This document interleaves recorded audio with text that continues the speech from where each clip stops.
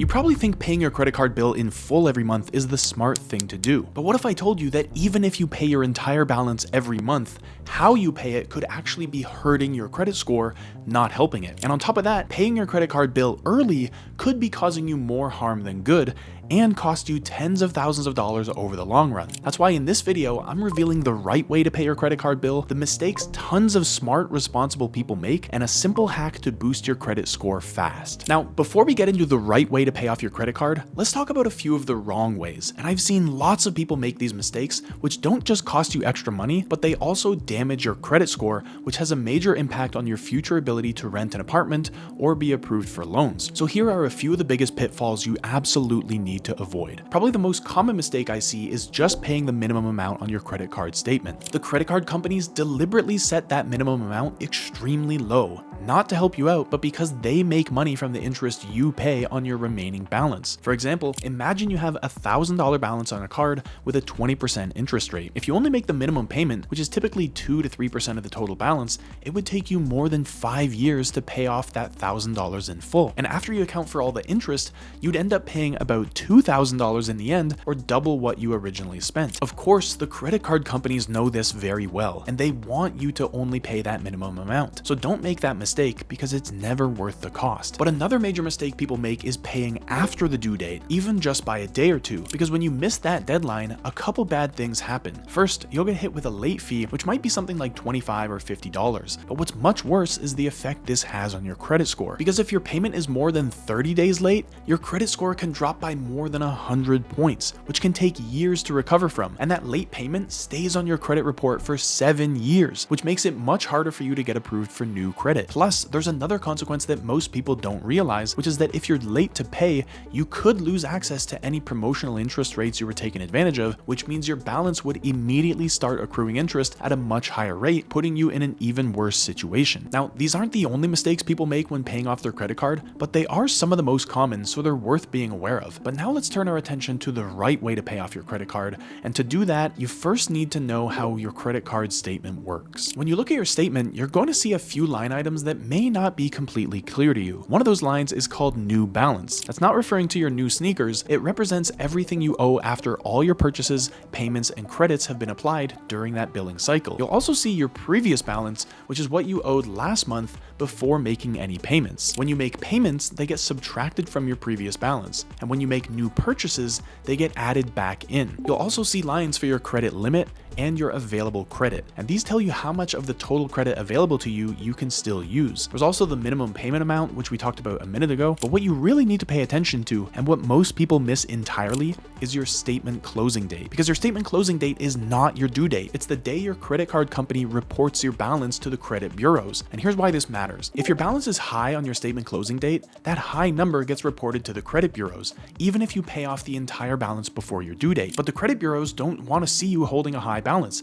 And if they do, your credit score may take a hit. And so what this means is that the difference between paying your balance before your due date and paying your balance before your statement closing date is everything. Because if you don't pay before your statement closing date, your credit score can still drop. But why is that? Well, your credit score has 5 key components to it. And the second largest component, which accounts for 30% of your credit score, is your credit utilization ratio, which is how much of the credit available to you that you're actually using. So if you have a $10,000 credit limit and you use all $10,000, that's a 100% utilization. But that's too high, because banks like to see a utilization of under 30%, because the more credit you use, the riskier you become in their eyes. And the riskier you become, the lower your credit score will be. So what can you do here to ensure your credit score doesn't drop? Well, ideally, don't use more than 30% of the credit available to you. So if your limit is $5,000 a month, then don't use more than $1,500. And if it's $10,000 a month, then don't use more than $3,000. But how can you do that if you need to make a large purchase, or if your credit limit isn't high enough to keep your monthly spending below 30%? Well, there are a few things you can do. The first, which absolutely everyone should be doing, is asking for a credit limit increase. So many people believe that asking for a credit limit increase makes them look desperate or risky to lenders. But the truth is kind of the opposite, because when you have a higher credit limit, your utilization ratio goes down, which lenders love. So increasing your credit limit will generally send your credit score up, not down. But that's only the first thing you can do, because whether you increase your credit limit or not, you should also be lowering your utilization down below 30% by your statement closing date every single month. And to be honest, 30% is the general guideline, but the closer you can be to zero, the better. So we're going to talk about how you can get yours down to just 1%, because it's so easy. You just need to pay your balance a few weeks earlier than you normally would. That's it. So to put this another way, here's what I'm saying. You can spend as much as you want throughout the month as long as you have your credit utilization under control by your statement closing date. And ideally, you're going to pay off 99% of your bill by the statement closing date so that your credit utilization that gets sent to the credit bureaus hovers around 1%. Now, you're probably wondering, why don't I just pay off the full 100% of my balance before the statement closing date? Why bother with 99%? Well, you could do that, but it's actually beneficial to show a small balance on your statement closing date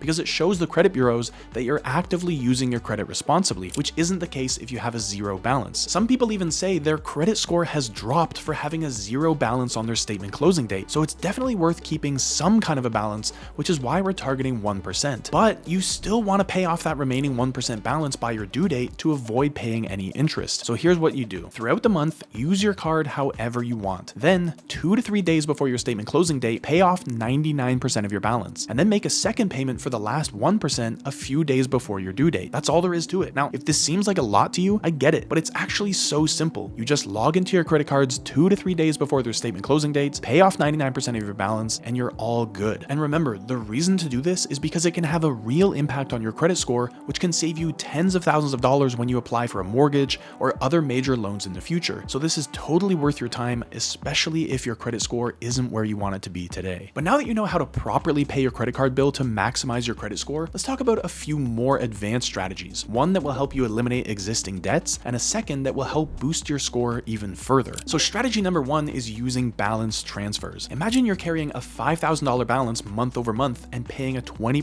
APR. I don't recommend this by any means, but it might be a situation you find yourself in, and if so, transferring that balance to a card offering 0% APR for 12 or 18 months means that every dollar you pay will go directly toward reducing your debt instead of being partially consumed by interest. And this will accelerate your debt payoff timeline dramatically. But this doesn't come without risks, and there are a few important things to know about 0% APR cards. For one, when that promotional period ends, any remaining balance will start accruing interest at the card's standard rate, which might be even higher than the rate on your original card. Some 0% APR cards also include a deferred interest clause in the fine print, which means if you don't pay the entire balance by the end of the promotional period, they'll retroactively charge interest on the original purchase amount, as if the 0% promotion never existed. So you definitely want to have your balance paid in full before the 0% period ends. But if you know you can do that, then these cards can be super valuable. But strategy number 2 is using business credit cards alongside your personal cards to boost your credit score even further. And this works because most business credit cards don't report balances to the personal credit bureaus, which means you can carry a balance on a business card